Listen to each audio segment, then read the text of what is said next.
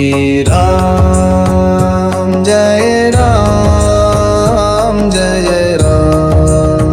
అందరికీ నమస్కారం. నా పేరు చేబ్రోలు నారాయణదాస్ భాగవతార్ అంటారు. మాది నల్లగొండ జిల్లా నాగార్జున సాగర్ అనేటువంటి గ్రామం. నమస్కారం అండి. నా పేరు పాండ్యం దక్షిణామూర్తి. ఒక 50 సంవత్సరాల నుండి వైలన్ వాయిద్యంలో. నేను మృదంగార్టిస్ట్ని. నా ఫోన్ నెంబర్ 9346994217. నేను శిశిల్ దేవస్థానానికి ఆస్థాన విద్వాంసుని.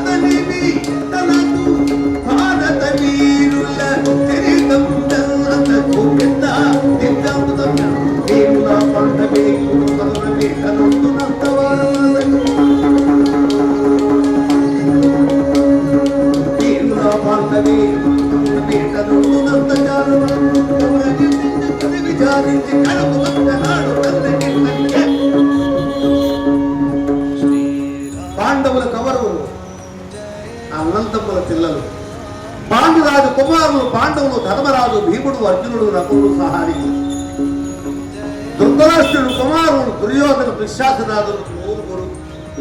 హస్తినాపుర రాజ్యాన్ని సగం చేసినప్పుడు పాండవులు 5గురైనా కౌరవులు 100గురైనా సగభాగం ఇవ్వవలసింది. కానీ ఆ కౌరవాగ్రజుడైన దుర్యోధనుడు పాండవుల మీద పగబట్టి వాళ్ళ 5గురే కదా, మేము 100గురం కదా, పాండవులను హతమార్చినట్టయితే వాళ్ళ భాగము నా భాగము నాకే అవుతుందని దుర్యోధనుడు పాండవుల మీద పగబట్టాడు. భీమరాజు సైకిల్ ప్రదర్శన ముగ్గురు కూడా 340 120 రూపాయలు కానుకగా ఇచ్చారండి. వారికి ఆ భగవంతుడు నిలబెడద కాపా.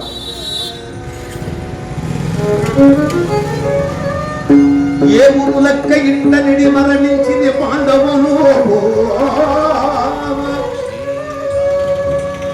నాకు ధాత్రీ వలయము సర్వము నర్వము లభించింది కాదే,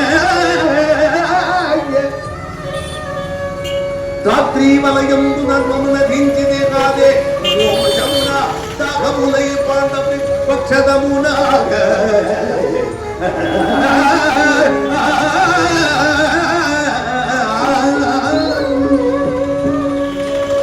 దుర్యోధనుడు దుర్యోధనుడు ఆ ధృతరాష్ట్రుడి దగ్గరికి పోయి పాండవులు లక్క మేడలో పెట్టి నిప్పంటించినప్పుడు పాండవులు సత్యాలనుకున్నాను, వాడు చస్తే వాళ్ళ భాగము నా భాగము నాకే వస్తుంది అనుకున్నాను.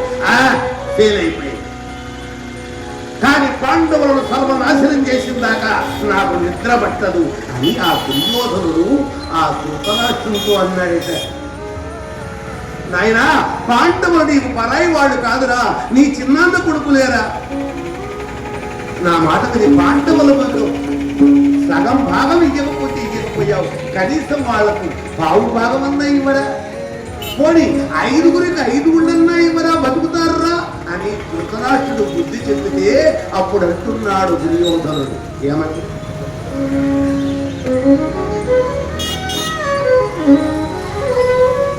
దాని వచ్చను నాన్న దాని వచ్చను మరణం కాల్పం కూచినామన్నా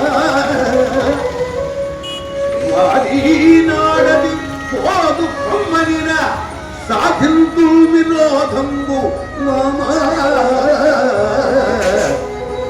దేశగర్భితములే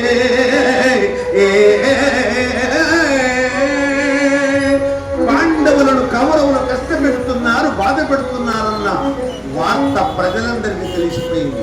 నేనిప్పుడు సగం భాగం కాదు కదా, పావు భాగం కాదు కదా, 5గురికి 5గుళ్ళు కాదు కదా, ఏమిచ్చినా కూడా అది ద్రోహమే అవుతుంది. కాబట్టి వచ్చిన దశ పేరు ఎలా వచ్చింది, పాండవులను సర్వనాశనం చేయాల్సింది అని ఆ దుర్యోధనుడు తండ్రిగారైన ధృతరాష్ట్రుడితో చెబితే వాడు వింటలేడు కదా. పాండవుల మీద పదమానుకోరా, వద్దురా వద్దురా అని ఎంత చెప్పినా వినేటట్టు లేడు కాబట్టి మా పెదనాన్నగారైన భీష్మాచార్యుల ఉన్నారు, ఆయనతోటన్నా వాడికి కాస్త బుద్ధి తెప్పించి చూస్తాము అని ఆ భీష్మాచార్య దగ్గరికి ధృతరాష్ట్రుడు వెళ్ళి, పెదనాన్న, నా పెద్ద కొడుకు దుర్యోధనుడు ఇదివరకు ఎన్నో పాండవులను ఎన్నో కష్టాలు తెచ్చాడు, రాజ్య భాగం ఇవ్వమంటున్నాడు. నేను ఎంత చెప్పినా పాండవులకు భాగం ఇవ్వరా ఇవ్వరా అని ఎంత చెప్పినా వినేటట్టు లేదు. తాతవు కదా, నువ్వు దుర్యోధనుడికి తాతవు కదా, మూల విరాట్టుడు కదా, నువ్వన్నా కాస్త చెప్పి చూడవయ్యా అన్నాడు పెద్దనాన్నగారిని. అంటే అప్పుడు భీష్మాచార్యుల వారు దుర్యోధనుడి అంతఃపురంలోకి వెళ్ళినప్పుడు ఆ దుర్యోధనుడు ఏ విధంగా ఉన్నాడయ్యా, కుడి చేత ఈ గద ఇలా పట్టుకొని ఇలా ఆలోచన చేస్తున్నాడు, పాండవుడు ఎలా ఆశ్రయించాడు అని ఇలా కూర్చున్నప్పుడు ఆ ధృతరాష్ట్రుల వారు వచ్చి ఇలా అంటున్నాడట, ఏమని, నాయన కొంచెం ఇటువంటి వీడి ఇటువంటి రా నాయన, రా, నీకేమైనా బుద్ధుందా అన్నాడు. ఎందుకని ఏమిటి తాత, ఏమిటి బుద్ధుందా దాంట్లో? నాయన మనవడా, నేను పెద్దవాడిని, కానీ నువ్వు ఎంతైనా ధృతరాష్ట్రుని కొడుకు కాబట్టి ఆయన చెప్తాను వినేటట్టు లేవట, కాస్త పెద్దవాడిని నేను ఒక మాట చెప్తాను వినరా అన్నాడు. ఏమిటది అన్నాడు. పాండవుల మీద పగ ఎందుకు రాదు? వాళ్ళ ఐదుగురే అయినా మీరు నలుగురైనా సగం భాగం న్యాయంగా ఇవ్వాల్సిందే కదరా నాయన. చూడు నాయన,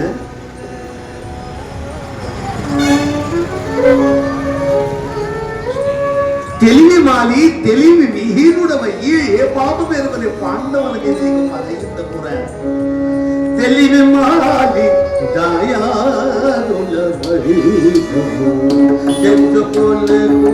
విను నాయుపదేశము, తెలివి మాలి దయాదుల పరిగము.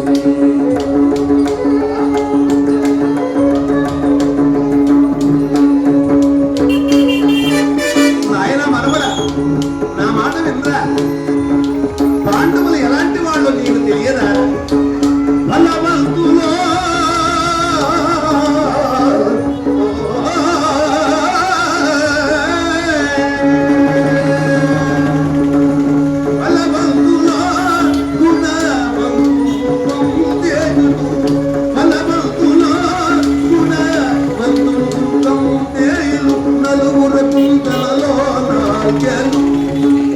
కౌరవులని పాండవులని వేదము కనబడ్డదు నాకు, కౌరవులని పాండవులని వేదము కనబడ్డదు నాకు. మీరు వారు సాబులు మైలు నే పోరు నట్టమకు కొట్టున్నావు. తెలియవాలి దయాదుల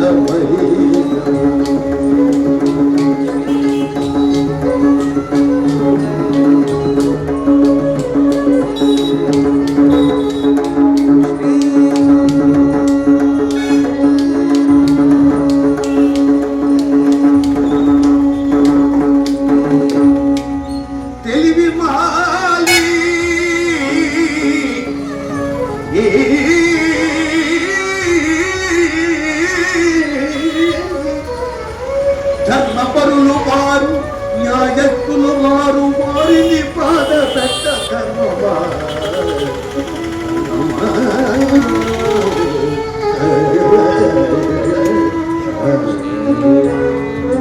నాయన, పాండవుల మీద పద మారుకోరా అన్నాడు. అంటే ఏమిటి నువ్వు నాకు చెప్పేది, ముసలి కుక్క అని. దుర్మార్గుడికి ఎంత చెప్పినా వినేటట్టు వింటారండి, వినండి. పప్పులో వేసుకున్న పచ్చిమిరపకాయ ముక్కులో పెట్టుకుంటాను అన్నాడు అనుకోండి, అరే బాగా పంట పుడుతుందిరాట, నేను పెట్టుకుంటా అంటే పెట్టుకోవద్దన్నారు. వాడి కర్మ వాడిని. వాడిని ఏం చేశాడంటే తిరుపతి వెళ్ళడానికి ఒక కోరిక కోరాడు. స్వామి, ఏడుకొండల వాడ వెంకటరమణ, నా పెద్ద కొడుకు 30 ఏళ్ళు వచ్చినాయండి, ఎక్కడా అమ్మాయిలు దొరకట్లేదు, కాస్త ఎక్కడైనా అమ్మాయిని తీసి పెళ్లి చేసి ఒక పెళ్లి చేయలేనా అన్నాడు. మరి నాకేమిట్రా అన్నట్టు వినొచ్చింది. నీకేమిటి స్వామి, నా చేతికి ఉంగరం ఉంది కదా, అరకులం ఉంగరం, నా కొడుకు పెళ్ళైతే ఉంగరం పడేస్తాను అన్నాడు నీ హుండీలో. సరే దేవుడి దయ వల్ల పెద్ద కొడుకు పెళ్లి అయిపోయింది.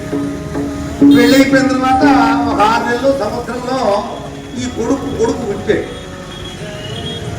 కొడుకు పుట్టాడండి. ఆ కొడుకు కూడా పెరిగి పెద్దవాడై వాడికి కూడా పెళ్ళి, వాడికో కొడుకు పుట్టాడు. ఇప్పటికి 30 ఏళ్ళు అయిపోయింది. ఈ ఉంగరం పెట్టి మర్చిపోయాడు. భార్య అన్నది, ఏమండి అబ్బాయికి పెళ్లికి గురించి వెంకటేశ్వరరావు ఒప్పుకున్నాం కదా, ఉంగరం వేస్తారంటే అన్ని కూడా మర్చిపోయాను. సరే ఇద్దరు తిరుగుతూ భార్య భర్తలు తిరుగుతూ వెళ్ళారు. అప్పుడు రైల్లో కూర్చొని ఆలోచన చేశాడు.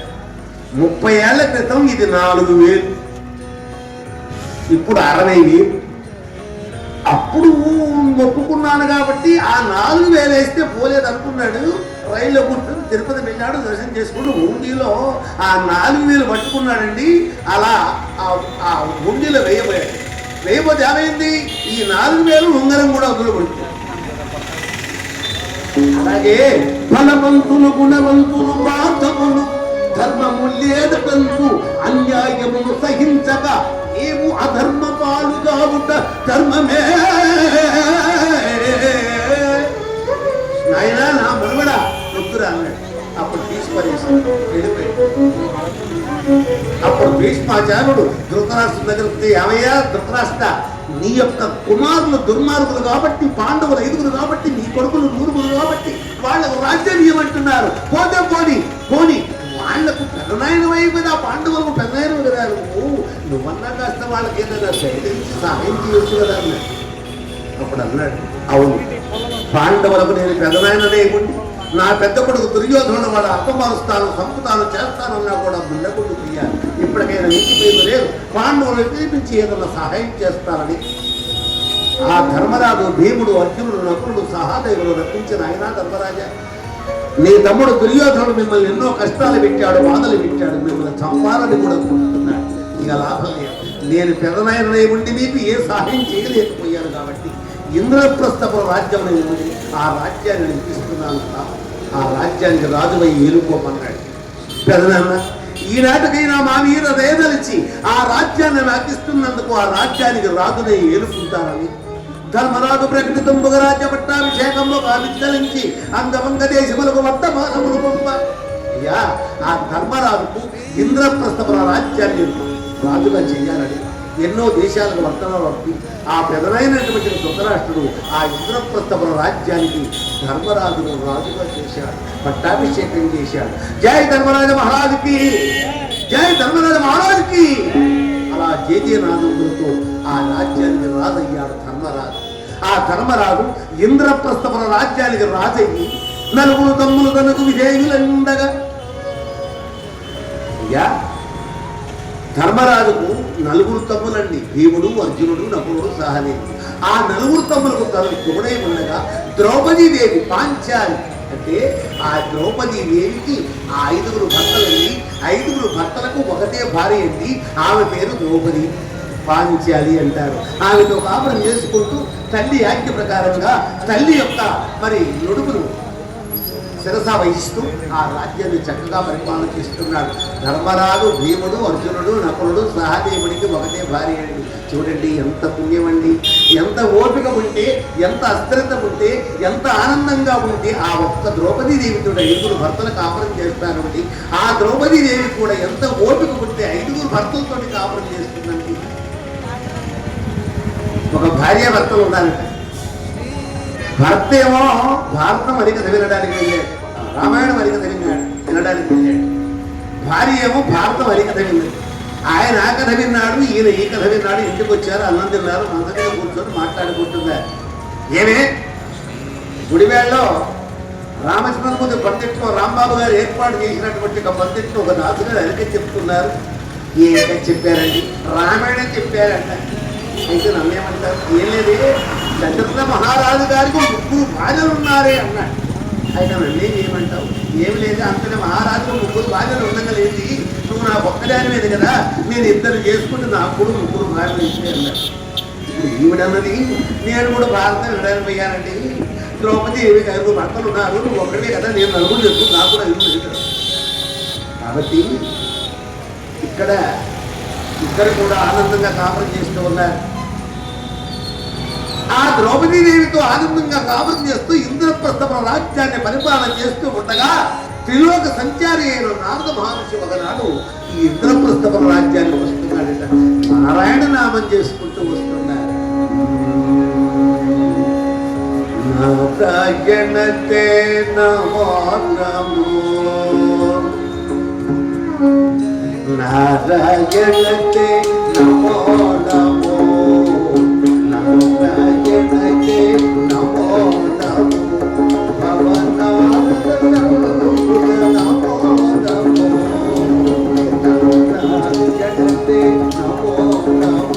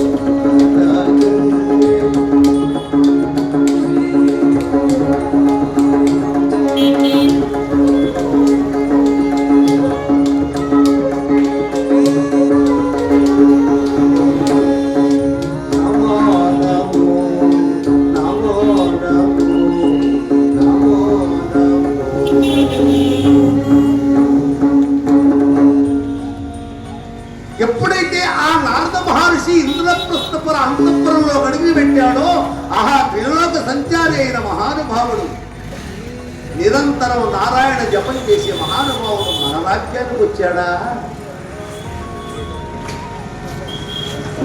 ఒక భక్తులు హరిదాస్ గారికి ఒక 50 రూపాయలు కానుకగా ఇచ్చారండి, మీరొద్దన్నాడు. వారికి వారి కుటుంబానికి ఆ వెంకటేశ్వరుడు రామచంద్రమూర్తి ఎల్లవేళలా కాపాడగారు.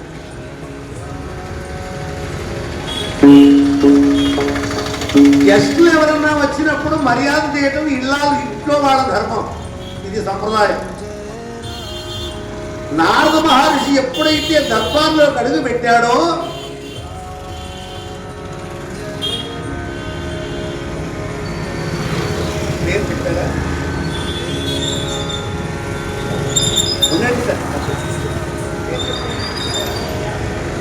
పేరు అక్కర్లేదన్నారు భక్తులు. హరిదాస్ గారికి 100 రూపాయలు కానుకగా ఇచ్చారండి. వారికి వారి కుటుంబానికి ఆ వెంకటేశ్వరుడు ఎల్లవేళలా కాపాడుతాడు. ధర్మరాజు, భీముడు, అర్జునుడు, నకులుడు, సహదేవుడు ఈ 5గురు కూడా నారద మహర్షిని ఆహ్వానిస్తున్నారు. నాయన రండి, నాయన రండి అని ఆ సింహాసనం మీద ఆశీర్వదించేసి ఇక సకల మర్యాదలు చేస్తూ ఉన్నారు. ఆహా ఎంత అదృష్టం ఆయన, మీరు మహానుభావులు కదా, త్రిలోక సంచారి, విష్ణులోకం, శివలోకం, బ్రహ్మలోకం తిరిగేటువంటి మహానుభావులు కదా రామాయణ. మరి అది మర్యాద. ఒక సొంతం అంట ఒక ఇంట్లోకి వచ్చి 3 నెలలు ఉన్నాడంటే, 3 నెలలుంటే పాపం ఆయన వెళ్ళడంలే, ఇంటానికేం పొమ్మంటారు నోరు రావటంలే, పొమ్మనుకుంటా ముందావా ఇంకా 5-6 నెలలు కూడా ఉండేటట్టున్నాడు. ఈ భార్య ఏమే ఒకటే పొడుస్తుంది, ఏమయ్యా వాడికంటే సిగ్గు లేదు నీకు లేదా, ఎన్నాళ్ళు ఉంటాడాడు, 3 నెలల నుంచి పెక్కుతా ఉన్నాడు, వెళ్ళమను అంటే ఎట్లా వెళ్ళమన్నా అంటానే, వెళ్ళమంటావా లేదా, లేదా ఇందులో నుంచి మా అమ్మగారింటికి వెళ్ళిపోతాను. ఈ పెళ్ళం కూడా పడలేక ఇంటాయన అడిగాడు ఇట్లా చుట్టాలి ఒకనాడు. చుట్టం బావరస కావాలి కానీ బాగారు అన్నాడు. ఏంటి బావా, ఏంటి వెళ్ళింది, 3 నెలలు ఆయన వస్తే వచ్చావు, ఏం పర్వాలేదు, మేము అబ్జెక్షన్ ఏం చెప్పలేదు, కానీ 3 నెలలైంది గారు వచ్చి ఇంటికాడ మా చెల్లెల వాళ్ళకి పాపం జ్వరాలు వచ్చాయట, మెడిసిన్ కూడా డబ్బులు లేక అల్లాడుతున్నారట, వెళ్ళవే అన్నాడు. అంటే ఆ సొంతం అంటాడు, బావగారు వాళ్ళక్కడ జనాలు వచ్చి మెడిసిన్ డబ్బులు లేక వాళ్ళు అక్కడ ఎందుకు కావాలి బావగారు, వాళ్ళని కూడా వీడికి రమ్మని ఫోన్ చేస్తారు. కాబట్టి ఆ ధర్మరాజు భీముడు అర్జునుడు నకులుడు సాధించగా ఆయన నారద మహర్షి ధర్మరాజుకు ఒక మాట చెప్తున్నాడు. ఏమయ్యా ధర్మరాజా, నేను మీకు ఒక ఉపదేశం చెయ్యాలని వచ్చానయ్యా అన్నాడు. చిత్తం మహానుభావ, ఏం చెప్తారో చెప్పండి అంటే ఆయన అన్నాడు,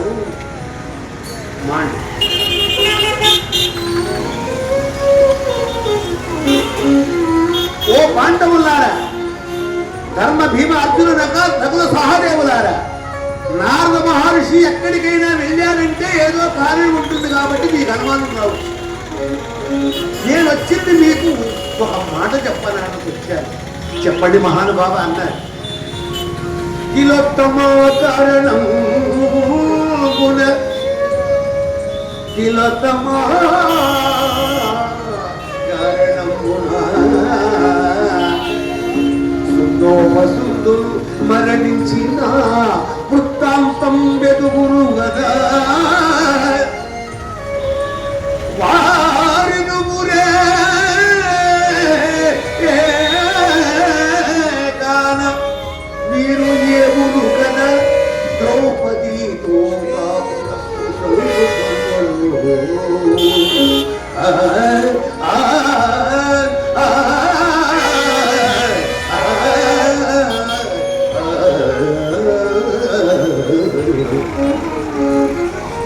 ఏమయ్యా ధర్మరాజా, నారదుడు వచ్చాడు అంటే మీ దగ్గరికి కారణం లేకుండా రాడు.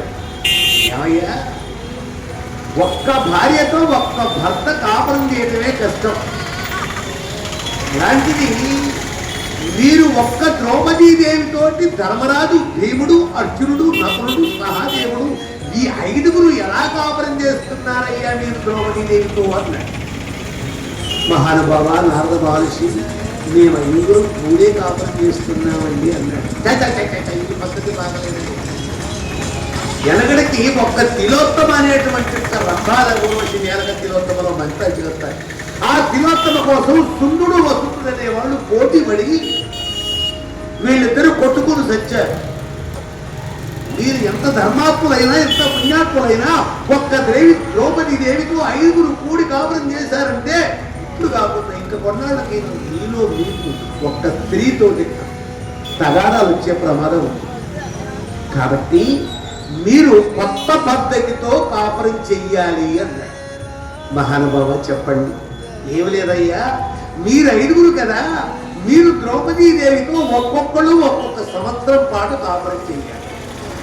1 సంవత్సరం ధర్మరాజు, 1 సంవత్సరం భీముడు, 1 సంవత్సరం అర్జునుడు, 1 సంవత్సరం నకులుడు, 1 సంవత్సరం సహదేవుడు, ఇలా ఒక్కొక్కళ్ళు ఒక్కొక్క ఏడాది పాటు కాపురం చేసినట్టయితే నీకు ఏ తగాదాలు రావు, నీ దాంపత్యం ఆనందంగా ఉంటుందయ్యా అన్నాడు నాకు. మహానుభావ, మీరు చెప్పిన ప్రకారంగా ద్రౌపదీదేవితో మేము ఒక్కొక్కడు ఒక్కొక్క సంవత్సరం పాటు సంసారం చేస్తామన్నాడు. ఒప్పుకున్నారా? ఒప్పుకున్నాం మహానుభావ. అయితే ఇందులో ఒక షరతు ఉందయ్యా అన్నాడు. చెప్పండి మహానుభావ. ఒకళ్ళు ద్రౌపదీదేవితో కాపురం చేసేటప్పుడు మిగిలింది 9 కదా, ఆ 9 ఆ సంవత్సరం పొడుగుతా ఆ ఇంట్లో ఒకళ్ళు కాపురం చేసే ఇంట్లోకి అడుగు పెట్టకూడదు. ఒకవేళ అడుగు పెట్టారా అది మహాపాపం సంపాదించుకున్న వాళ్ళు అవుతారు. ఆ పాపాన్ని పరిహారం చేసుకోవాలంటే 12 నెలలు తీర్థయాత్రలు చేసి ఆ పాపాన్ని పోసుకోవాలి. భీముడే ద్రౌపదితోటి కాపురం చేస్తుంటాడనుకుందాం, మిగిలింది ఎవరు? ధర్మరాజు, అర్జునుడు, నకులుడు, సహదేవుడు. ధర్మరాజు గాని, అర్జునుడు గాని, నకులుడు గాని, సహదేవుడు గాని ఈ 9 ఆ భీముడు ద్రౌపది కాపురం ఇంట్లోకి ఆ సంవత్సరం పాటు ఎవరు అడుగు పెట్టకూడదు. ఒకవేళ పెట్టారా, ఎవరైతే అడుగు పెట్టారో అది మహాపాపం. ఆ పాపాన్ని పాపపోవాలంటే ఇల్లు వదిలిపెట్టి మారాధారులై 12 నెలలు తీర్థయాత్రలు చేస్తే ఆ పాపాన్ని పాపుకున్న వాళ్ళు అవుతారన్నారు. మహానుభావ, మీరు చెప్పినట్టు ఆ ద్రౌపది దేవికి ఒక్కొక్కళ్ళు ఒక్కొక్క ఏడాది పాటు కాపురం చేస్తాం. ఒకళ్ళ కాపురం చేస్తున్నప్పుడు మిగిలిన నలుగురు ఎవరికి కూడా ఇంట్లో అడుగు పెట్టం. ఒకవేళ పొరపాటున అత్యవసరం పడి ఎవరన్నా అడుగు పెట్టినట్టయితే 12 నెలలు తీర్థయాత్రలు చేసి ఆ పాపాన్ని పంపుకుంటామయ్యా అన్నాడు ధర్మరాజు.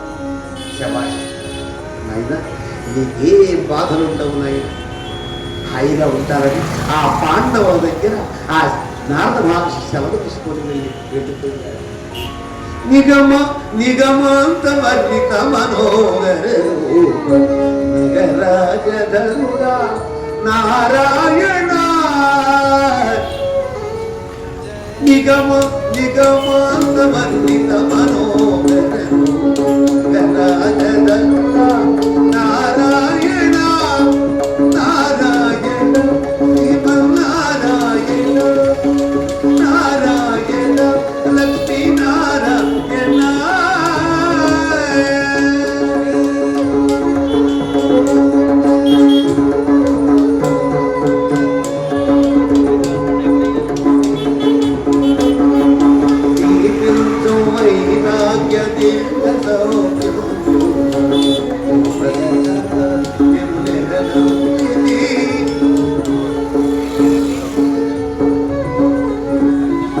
వైరాగ్య ముగ్గురికి 30 రూపాయలు కానుక ఇచ్చారు. వారికి ఆ భగవంతుడు ఎల్లవెళ్ళ కాపాడు. దీపించు వైరాగ్య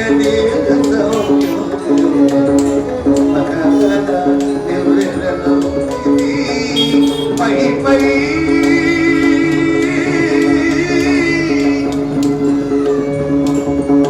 పై పైన సంసార పంగముల కట్టే నా పలుకు చెల్లున నారాయణ. నిగమాంత వర్ణిత మనోహర రాజధరుడ నారాయణ నారాయణ శ్రీమన్నారాయణ నారాయణ లక్ష్మీ నారాయణ.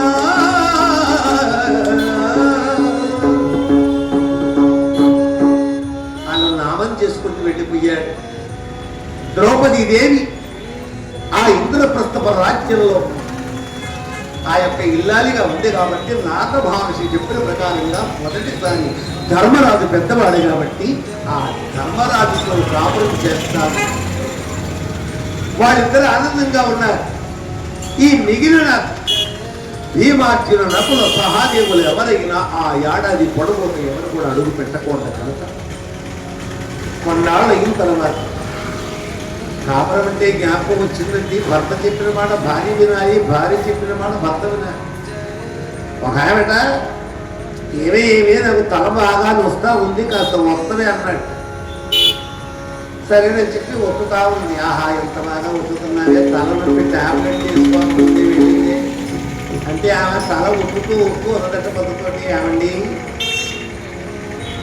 మీరు తలనొప్పులు వేస్తుంది, నేను ఇంట్లో ఉన్నాను కాబట్టి తల ఒత్తుతున్నాను, మీరు అన్నం పడుతున్నారు. నేను నమ్మోడి ఇంటికి వెళ్ళాను అనుకోండి, అప్పుడు తలనొప్పి వేసింది అనుకో, మరి ఎవరు ఒత్తుతారండి అంటే ఏమందే నువ్వు లేకపోతే నాకు తలనొప్పి ఉండదుగా అన్నాడు. అలాంటి కాపురాలు కూడా ఉంటాయండి. కార్యేషు దాసి కరుణీచ మంత్రి కార్యేషు దాసి కరుణే మంత్రి కార్యేషు దాసి కరుణే చ మంత్రి రూపే చ లక్ష్మి క్షమయా ధనత్రి భోజ్యేషు మాత శయనే సునంగా షట్కర్మయుక్త కులధర్మ పత్ని. ఈ గుణాలు ఉంటాయి. ఇలా కాపురం చేస్తా ఉన్నారు. కొన్నాళ్ళు అయిన తర్వాత ధర్మరాజు ద్రౌపది కాపురం చేసే ఇంట్లోకి ఎవడు అడుగు పెట్టకూడదు కాబట్టి ఈ వర్తన అలాగే పొరుగుతాము. అదే రాజ్యంలో, అదే ఇంద్రప్రస్థ రాజ్యంలో ఒక బ్రాహ్మణుడు గోవును దొంగలెత్తుకోల్పోతున్నారు. అప్పుడు ఆ బ్రాహ్మణుడు ఆ దొంగలను ఎదిరించలేక బాధపడుతూ ఉన్నాడు. అయ్యయ్యో, నాకు పాలిచ్చి బతికిచ్చి నా గోవును దొంగతనం ఎత్తుకుపోతున్నారే, ఎవరు కాపాడుతారు, ఎవరు కాపాడుతారు నా గోవు అని బాధపడుతున్న సమయంలో ఆ సమయానికి అర్జునుడు ఏదో పని మీద ఆ నాతో వస్తున్నాడట. అప్పప్ప ఎంత అదృష్టం! నా గోవును దొంగలు ఎత్తుకుపోవటం మహావీరుడైన అర్జునుడే ఇటు రావటమా? నాయన శరణు శరణు శరణు విభూపాదన విక్రమ పరమ పౌరుషయో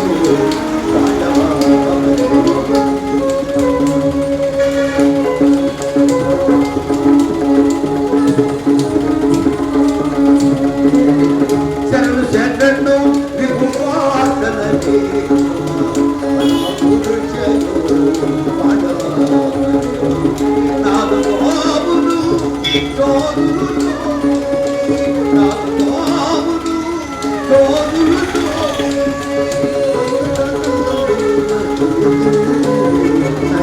శరణు శరణు చెప్పగా ఎప్పుడైతే శరణు శరణు అని ఆ యొక్క దీనుడు వచ్చి ఆ అర్జునుడిని ఆశ్రయించాడో ఇలా చేయి పెట్టాడట. ఓ ఈ బ్రాహ్మణుడా, ఏమిటి నేను అర్జునుడు ఒక అలవాటు ఉన్నది. ఎవరైనా ఆపదలో వచ్చి కాపాడమంటే వాగ్దానం చేస్తాడట, అంటే అభయం ఇస్తాడు. ఓ ఈ బ్రాహ్మణుడా, నీకు వచ్చిన బాధ ఏమిటో నాకు చెప్పు, ఇదిగో నీకు అభయం ఇస్తున్నాను, నేను కాపాడుతానన్నాడు. నాయనా అర్జున, అభయం ఇచ్చావు, నన్ను కాపాడుతాను. అదిగో నా ఇంట్లో రోజుకు 108 గిన్నెల పాలిచ్చే గోవులు.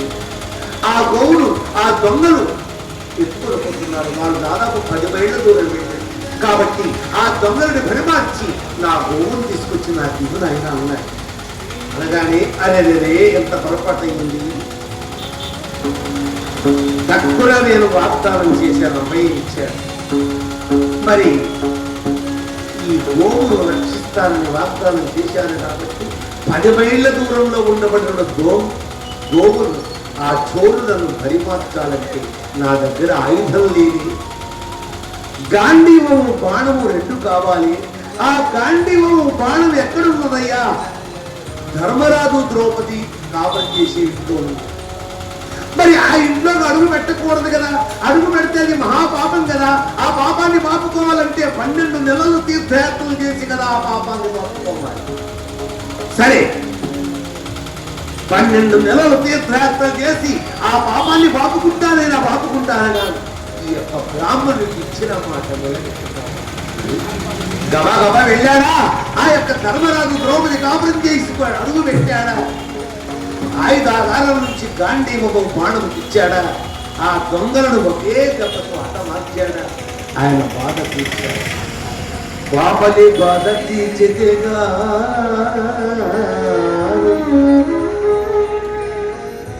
బాపలి బాధ తీర్చిదిగా అప్రజులకు ఏమకు చూపుతున్నావో.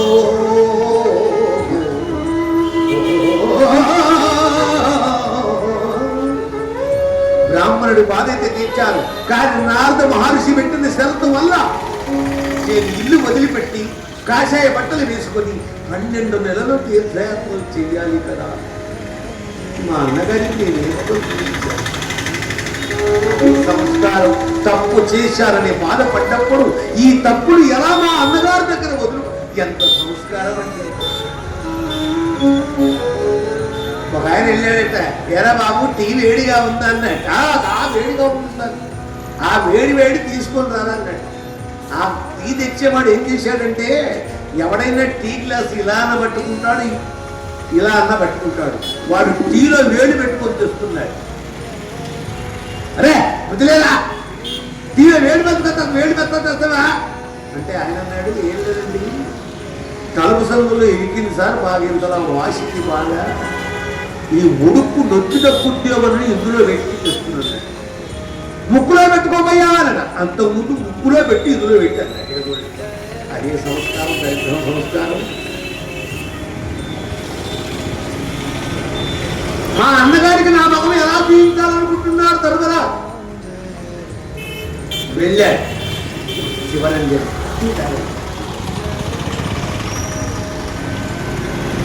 అన్నయ్య ధర్మరాజు దగ్గరికి నన్ను మన్నించాలయ్యా, నన్ను మన్నించు అన్నాడు.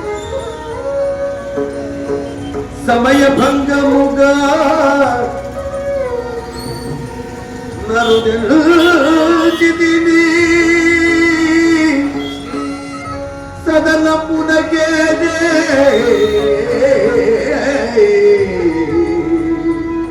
సమయముగ నన్ను తెలుచితి సమయముగ నన్ను తెలుచితి సదనమునకే అన్నా చూడదమ్మన్న సమయముగ నన్ను తెలుచితి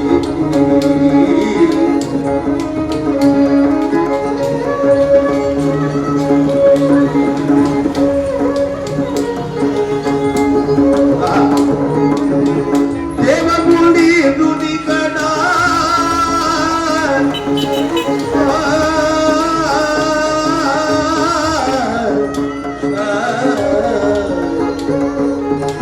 దేవముని నుడి కడా నుడి విడ జటుల ఆచరుతు వాడ పాదశ మాసిక వ్రతం గడుపు పోతనము పోతున్న కెడుతనము జోగులను గెలుపు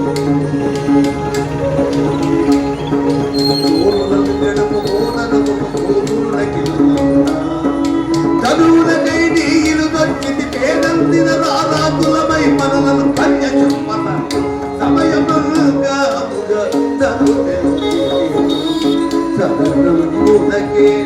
అన్నా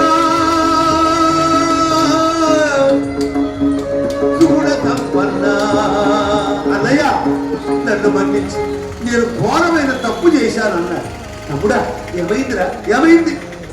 ఏమి లేదన్నయ్య, ఒక బ్రాహ్మణుడు గోవులు దొంగలెత్తుకొని పోతూ ఉంటే ఆ బ్రాహ్మణుడు నాకు శరణు తెచ్చాడు. నేను అభయం ఇచ్చాను. ఆ దొంగలను పరిమార్చాలంటే నా దగ్గర ఆయుధం లేక నువ్వు ద్రౌపది కాపురం చేసే ఇంట్లోకి పొరపాటున నేను అడుగు పెట్టాను అన్నయ్య. అడుగు పెట్టడం నాది పాపం కదా అన్నయ్య. కాబట్టి నారద మహర్షి చెప్పిన ప్రకారంగా 12 నెలలు తీర్థయాత్రలు చేసి ఆ పాపాన్ని వాపుకుంటాను అన్నయ్య అన్నాడు. సరేనైనా పాండవులు ధర్మాత్ములు ఇచ్చిన మాట తప్పని వాడు ధర్మాన్ని 4 పాదాలు అనుసరించి మహాసత్పురుషులన్న పేరు వచ్చిందిరా. వెళ్ళినాయనది శుభముహూర్తం నిర్ణయించి ఆ ధర్మరాజు ఆ తమ్ముడైన అర్జునుడికి 12 నెలలు తీర్థయాత్ర చేయడానికి భక్తులు చేశాడు. శ్రీభద్రమారమణ గోవింద గోవింద. అది సంస్కారం. వాళ్ళు అన్నంలో ఒక అన్నా తమ్ముడు ఇద్దరు కూడాను తపస్సు చేశారట. తపస్సు చేస్తే ఆ బ్రహ్మదేవుడు ప్రత్యక్షమయ్యి నాయన చాలా చక్కగా తపస్సు చేశారా, ఏం కావాలి నీకు అన్నాడు. అంటే పెద్దోడు అన్నాడు, అయ్యా నేను నీతిగా నియమంగా తపస్సు చేస్తే చేశావేమో, నువ్వు ప్రత్యక్షమైతే అయ్యావేమో, కానీ మా తమ్ముడు ఏం కోరుకుంటాడో వాడిని అడగండి, వాడిని బట్టి నేను కోరుకుంటాను అన్నాడు అన్న. ఎవడా ఏం కావాలి? మా అన్నయ్య ఏం కోరుకున్నాడండి? ఆడు కోరుకున్న ప్రకారంగా వాడిని బట్టి నేను అడుగుతాను. ఏరా మీరు బాగా తపస్సు చేశారు, ఏదో ఇద్దామో నేను వాడిని చీడికి ఇంటికి అడిగి పంపిస్తున్నావు, అసలు ఏం కావాలో నీకని పెద్దోడు అడిగాడు. అంటే వాడన్నాడు, ఏం లేదు మహానుభావా, నాకు 2 వాడికి 1. ఏమిట్రా? ఏదైనా నాకు 2 వాడికి 1. నీకేం కావాలి? నాకు 2 ఇళ్ళు కావాలండి. ఓ నీకు 2 ఇళ్ళు, వాడికి 1 ఇల్లు. ఓకే, ఇంకేం కావాలి? నా 2 ఎకరాల పొలం అండి. నీకు 2 ఎకరాల పొలం, వాడికి 1 ఎకరం. మరి ఇంకేం కావాలరా? నాకు 2 భార్యలు కావాలి. ఓ పోలే, నీకు 2 భార్యలు, వాడికి 1 భార్య. ఇంకేం కావాలరా? నాకు 2, వాడికి 1 కదండి. అయితే లాస్ట్ ఒక కోరిక కొడతానన్నాడు. ఏమిటండి? ఏమిటా అన్నాడు. వాడికి 1 కన్ను పోవాలి అన్నాడు. వీళ్ళకి 2 కొడుకులు. కాబట్టి అన్నదమ్ములు అంటే అలా కాదండి. జనాలు బాగా ఉంటే కథ భక్తి కడుతుంది. అయినా పర్వాలేదు, వినోడు 11సారి సింగపూర్ హరికథ పెడితే నాకు 15 నిమిషాలు అయింది. 1976లో 15,000 ఎక్కడ కూడా వినేవాళ్ళు. ఏమిలా కూడా వినేవాళ్ళు చక్కగా 10 మంది ఉన్నారు. చాలా సంతోషం. ఆయన శ్రీభద్రమారమణ గోవింద గోవింద. అయితే అప్పుడు ఇక కల్చర్ పోయిందండి అన్నాను కదా, సమయానికి గుర్తుకొచ్చింది. మన కల్చర్ ఇంగ్లీష్ కల్చర్ ఎప్పుడైతే వచ్చిందో దక్షిణాఫ్రికా స్టైల్ కూడా వచ్చిందండి. దీనికి ఒక మాట అన్నాను నేను, ఏమిటో తెలుసా అండి?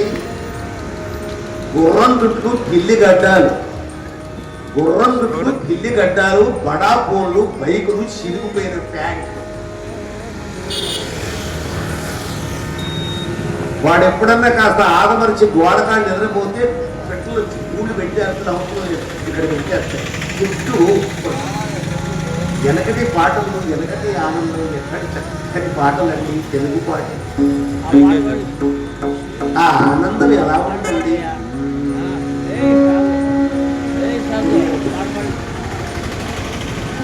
ఘంటసాల గారు దేవదాసులో ఒక పాట పాడారు. ఈ గుడివాడ తాలూకా పుణ్యం చేసుకుందని మహామహిమైన కళాకారుల ఈ గడ్డ మీద నుంచి వెళ్ళారు. గుడి ఎడమై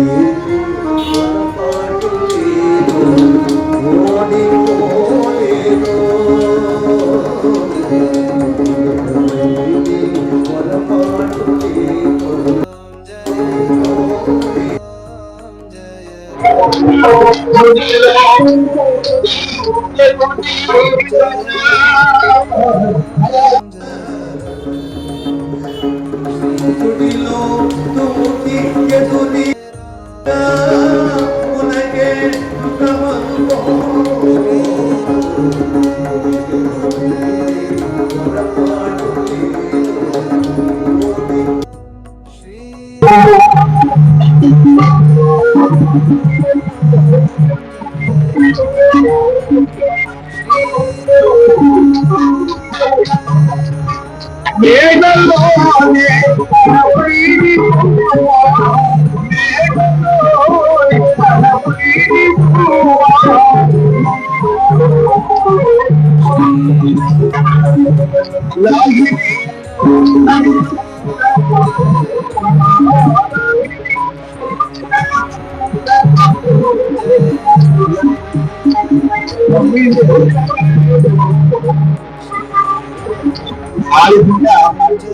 అప్పటి పాటలు వర్గాలు ఉన్నాయి, సంగీతం ఉంది, సాహిత్యం ఉంది, వాయిద్యాలు తక్కువ సౌండ్ ఉంది.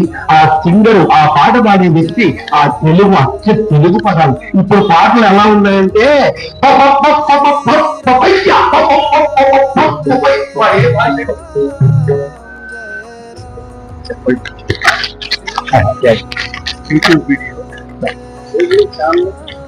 చెప్తారండి.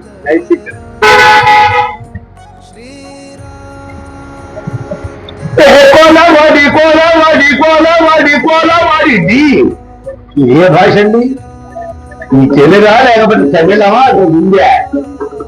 అందుకని ఆ రోజుల్లో ఇప్పుడేమిటంటే అసలు విషయం చెప్పనండి, ఇంగ్లీష్ మాట లేకుండా తెలుగు మాట్లాడేవాడే లేదు. మనవాడు అంటున్నాడు, అంకుల్ అంకుల్ మా ఓన్ విలేజ్ లో మా డాడీ హెల్త్ కండిషన్ బాగాలేదండి, హాస్పిటల్లో ట్రీట్మెంట్ చేపిస్తే 3 days తర్వాత రిటర్న్ అయితా. అంటే ఇది 30 భాగం ఇంగ్లీషే. అయ్యా ఏమండి, ఇంగ్లీష్ మాట్లాడకుండా ఎవరు మాట్లాడలేకపోతున్నారు. అది ఇంతెందుకు, ఇప్పటి మా మనవడిని తీసుకెళ్లి వాడు ఇంగ్లీష్ మీద చదువుతున్నాడు. అరటిపళ్ళ అతని దగ్గరికి వెళ్ళి 60 డజన్ ఎంత అంటే 60 అన్నాడు. అంటే మా మనవడు అంటాడు 60 అంటే ఎంత తాత అన్నాడు. వీడు 60 అంటే ఎంత తాత. ఇంతెందుకండి, ఇప్పుడు కొంతమంది అబ్బాయి అర్జెంట్ గా వెళ్ళాలి, స్పీడ్ గా పోనీ బండి అంటారు. అంటే ఇది కూడా తెలుసు ఇంగ్లీషే. మన ఆవిడ ముసలమ్మ నా పక్కన బ్రాహ్మణుడు కూర్చున్నాడండి. ఆ ముసలమ్మ వచ్చి 60-70 ఏళ్ళు ఉంటాయి. పంతులు గారు మా మనవడికి పెళ్లి చేయాలనుకుంటున్నాం, ఇప్పుడు ఏమన్నా పెళ్లిళ్ళు ఉన్నాయంటే ఆ పంతులు గారు అంటాడు, ఏమమ్మా 3 నెలల దాకా 3 హాలు ఉండేది, మాఘ మాసంలో ఉంది పెళ్లిళ్ళు, ఇప్పుడు లేదంటే ఆ ముసలు అంటే అమ్మ అంత లాంగండి, అంత లాంగా. ఇది కల్చర్. మంచినీళ్ళు నాయన మంచినీళ్ళు. కాబట్టి కాస్త కల్చర్ ఇంగ్లీష్ నేర్చుకోండి, మన మాతృభాష తెలుగును మాత్రం మర్చిపోకండి. దయచేసి తెలుగును మర్చిపోకండి. మాతృభాష కన్న తల్లితో సమానమండి. తల్లి ఎంతో, మన మాతృభాషను మరవకండి. ఒకటి ఏదన్నా వాయించండి. జగత పుచన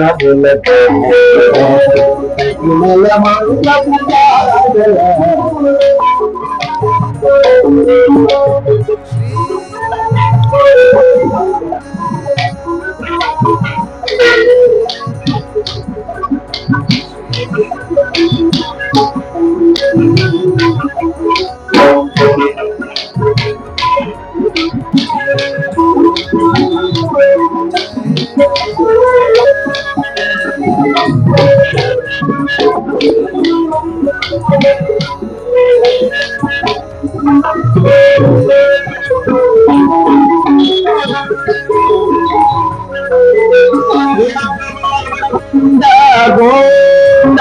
అయ్యా, ఆ అర్జునుడు అలా 12 నెలలు తీర్థయాత్రలు చేసి ఆ పాపాన్ని పాపుకోవాలని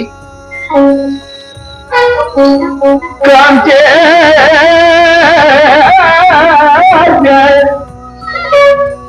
ముల్తాన్ కాంచే తీర్థయాత్రలకు పాపములు పరిహారము చేయకూడదు. కాశీ జయ ప్రయాగ శ్రీశైల తిరుపతి మహాపుణ్యక్షేత్రములు తిరిగి ఎన్నో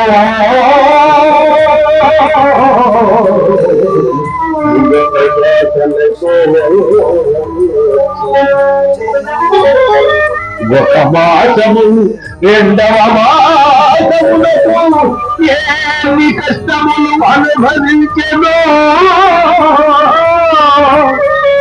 మెడలను మెడలను బాధులు మెడలను మెడలను బాధులు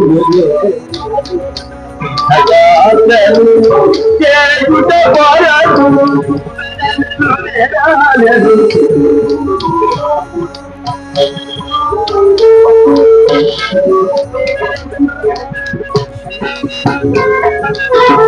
ద్వారకామాతుడైన శ్రీకృష్ణ ధ్యానము చేసే ద్వారకామాతుడైన దేవసుతం దేవం దేవసుతం దేవం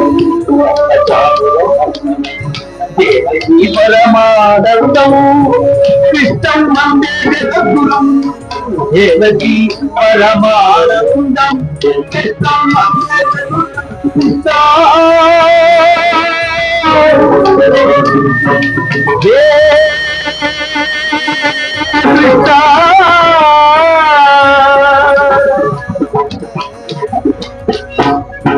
ఆ విధంగా ఆ బాలగారైన శ్రీకృష్ణ పరమాత్మను ధ్యానం చేసుకుంటూ 1, 2, 3, 4, 5, 6, 7, 8, 9, 11, 12 నెలలు కూడా భారతదేశంలో ఉండబడినటువంటి తీర్థయాత్రలన్నీ కూడా సేవించాడు. ఆ 12 నెలలు పాప పరిహారం చేసుకున్నాడు. అప్పుడు ఎన్నాళ్ళ నుంచో నాగలోకం నుంచి యూచి అనే అమ్మాయి ఈయనను ప్రేమించి ఒక్కసారి ఆయన ముందు నిలబడితే, ఎవరు నువ్వంటే నేను భుజగేంద్రుడు కుమార్తెని, నువ్వంటే నాకు ఇష్టం, నేను ప్రేమించాను కాబట్టి నాతో కొన్నాళ్ళు కాపురం చెయ్యాలని బలవంతంగా పాతాళ లోకానికి తీసుకెళ్లి ఆమెను వివాహం చేసుకొని ఆమెకు ఒక కుమారుడు పుట్టాడు, నీలావంతుడనేటువంటి కుమారుడు.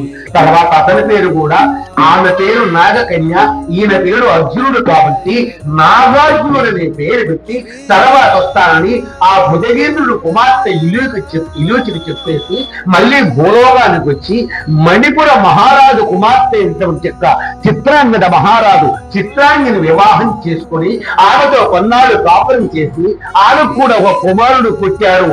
ఆ కుమారుడి పేరు చిత్రాంగికి పుట్టినటువంటి ఒక కుమారుడి పేరు బభ్రవాహనుడు అనే పేరు పెట్టి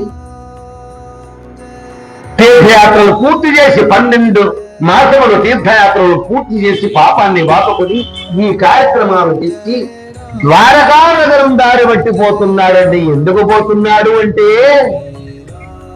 ద్వారకా నగరంలో 2 అవతారాలు ఉన్నారండి. విష్ణుమూర్తి అవతారం ఎవరయ్యా? బలరాముడు. బలరాముడు అవతారమే కదా. ఆ తర్వాత ఆయన తమ్ముడు ఎవరయ్యా? శ్రీకృష్ణ పరమాత్మ. బలరామునికి శ్రీకృష్ణునికి ఒక ముద్దరు చెల్లెలు ఉందండి, ఆమె పేరు సుభద్ర అండి. ఆమెకు పెళ్లి వచ్చేసింది.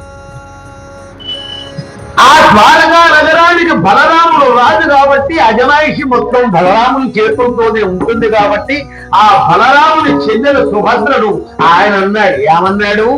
ఎరా కృష్ణ, మన ముద్దుల చెల్లెలు సుభద్రను కౌరవాగ్ని కలిగిన దుర్యోధనుడికి ఇచ్చి పెళ్లి చేద్దామురా అని ఈయనన్నాడు. అంటే కృష్ణ పరమాత్ముడు అన్నాడు, అన్నయ్య దుర్మార్గుడు కదా దుర్యోధనుడు, అతనికే ఇస్తావంటే పెద్దవాడిని నేను చెప్పినట్టే నువ్వు అంటే పాండవులంటే బలరాముడికి పడదు. మన చెల్లెలు సుభద్రను అర్జునుడికి ఇచ్చి పెళ్లి చేస్తే వాళ్ళకి ఏముందిరా, ఎలా బతుకుతారా? ఏదో పనికి వాళ్ళని ఇంత పక్క రాజ్యం రాలైతే అయ్యాడు కానీ అసలు ఏముందిరా? అసలు దుర్యోధనుడి ఆస్తి ముందు ఆ ధర్మరాజు ఆస్తి అంతరా? మన చెల్లెలు అర్జునుడికి ఇచ్చి పెళ్లి చేస్తే సుఖపడుతుందా? వద్దు, దుర్యోధను ఇచ్చి పెళ్లి చేయాలి. సరే నీ ఇష్టం అన్నయ్య అన్నాడు. కానీ కృష్ణ పరమాత్మని మధ్యలో ఏముందయ్యా? ధర్మాత్ములైన పాండవ మధ్యముడు అర్జునుడికి ఇచ్చి పెళ్లి చేస్తే నా చెల్లెలు ఆనందంగా ఉంటుంది. ఇష్టం లేని పెళ్లి చేస్తే ఏం బాగుంటుంది? అదిగాక అప్పుడప్పుడు అర్జునుడి వీరత్వం గురించి, అర్జునుడి శూరత్వం గురించి నేను పొగడతా ఉంటే గోడతా అనుకోండి వింటా ఉంది సుభద్ర. ఆ అర్జునుడి ఉత్సాహం, సాహసం, బుద్ధి, శక్తి, పరాక్రమం కల్లవాడు అర్జునుడు అని చెప్పి అర్జునుడి సాహసాల గురించి చెబుతూ ఉంటే గోడ సాక్ష్యం మంది ముసిముసిలు నవ్వుతుంటే అర్జునుడే సుభద్రకి ఇష్టం.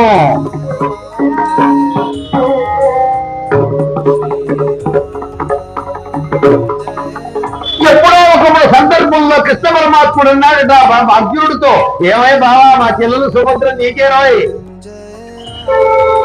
అప్పుడు జ్ఞాపకం వచ్చి ఎలాగైనా సుభద్రను సాధించవలే అని ద్వారకానగరం దారి పెట్టిపోతున్నాడు. బలరాముడు నాకు ఆ సుభద్రనికి పెళ్లి చేస్తాడన్న నమ్మకం లేదు.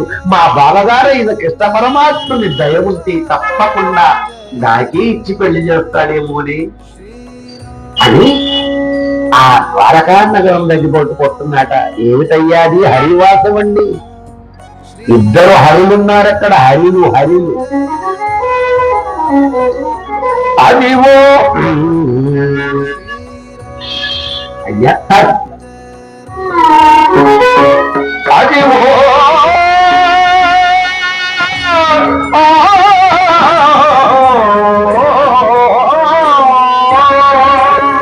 గోవింద గోవింద గోవింద గోవింద గోవింద గోవింద గోవింద గోవింద గోవింద హరివో అల్లదివో హరివాసము, అదివో అల్లదివో హరివాసము, 10,000 పడకడమయము, అదివో అల్లదివో హరివాసము.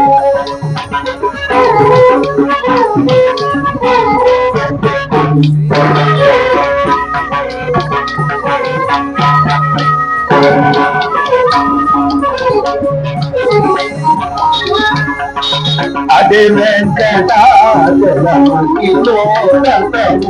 అది అదివో నిత్య నివాసమఖిలము,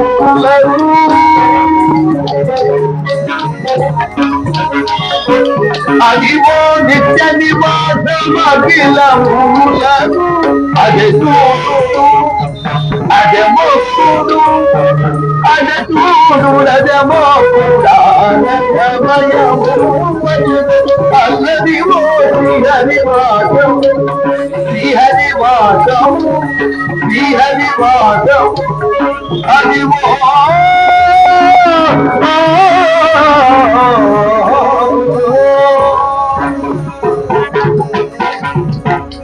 4 రోజుల నుంచి హరికథలు చెప్తూ ఉంటే గంతు బాగా తడబడిందండి. మళ్ళించి అయ్యా ఒక 25 నిమిషాలు 30 నిమిషాల్లో కథా కార్యక్రమం పూర్తిగా వస్తుంది.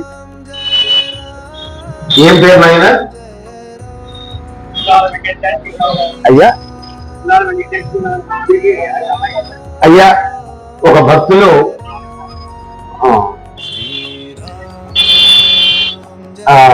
ఉంగరాల వెంకట శేషగిరిరావు గారు 51 రూపాయలు కానుక ఇచ్చారు. బొగ్గులకు కూడా 320 అనుకోండి.